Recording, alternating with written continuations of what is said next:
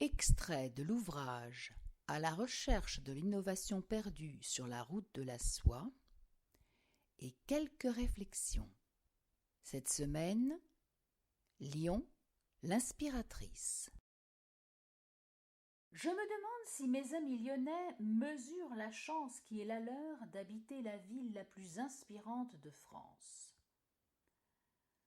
C'est à la confluence du Rhône et de la Saône que l'idée me vint d'aller à la recherche de l'innovation perdue. J'attachai au pied du véhicule spatial atterri ici le 20 décembre 2014 un fil, qui en bon conducteur emporterait mes pas jusqu'en Chine.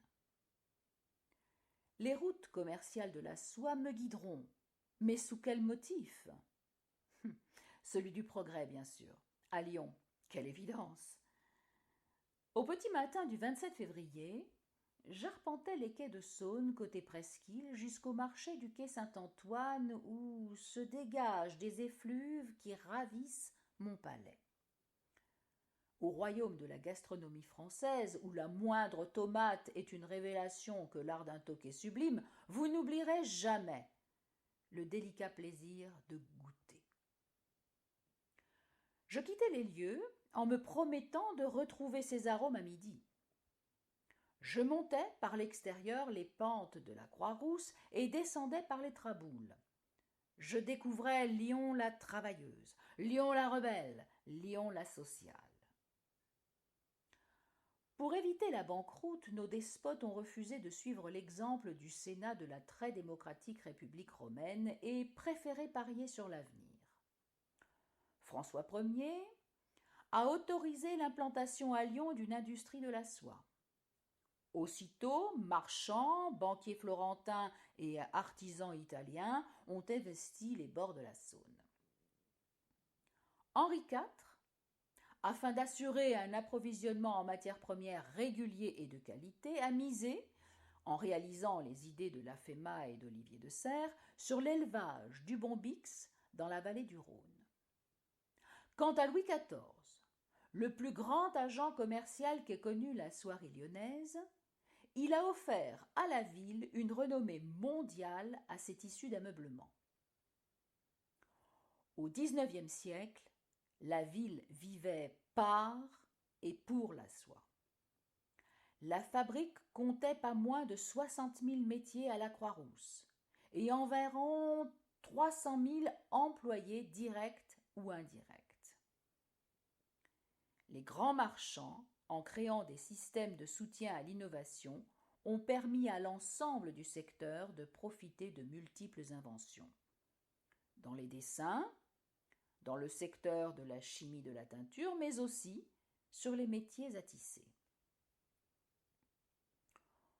Au début de cette expédition vers l'Extrême-Orient, je chassais l'idée très souvent admise que tous les progrès ont des effets pervers.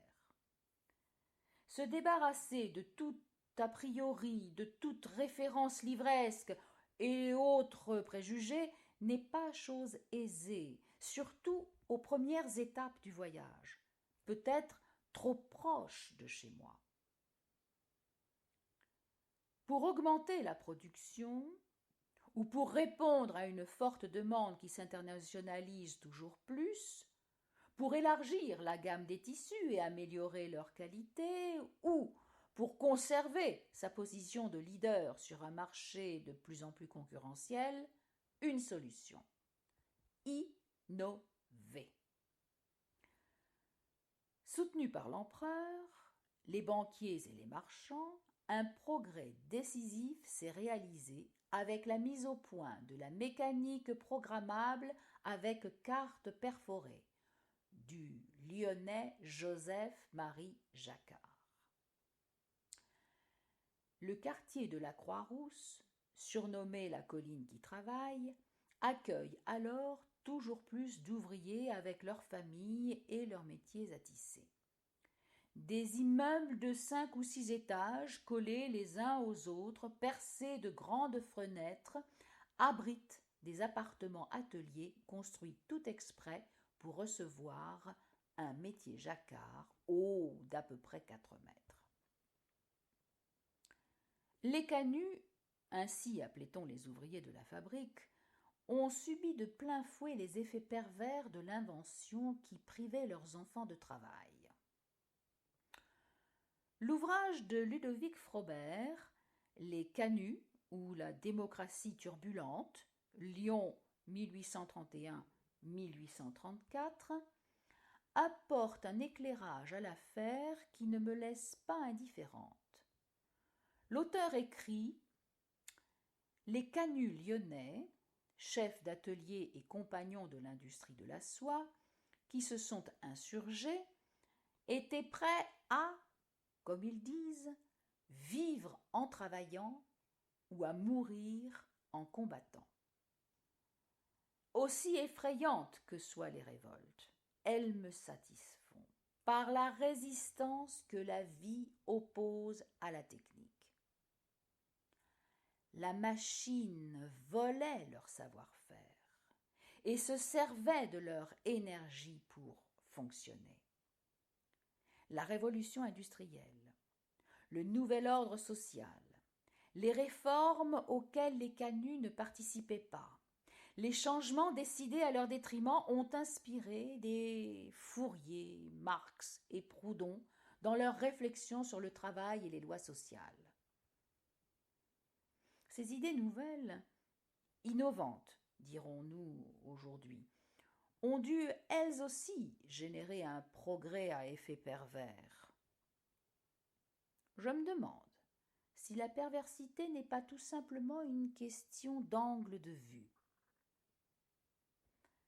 Passage Mermet, j'imagine les bâtiments se renvoyer l'écho des sons rythmés par les pédales et les clochettes de ces nouveaux robots. L'ensemble, relié par des passages où circulaient rapides comme le vent les livreurs d'étoffes, c'est tu. Sauf au 7 rue Jeannin.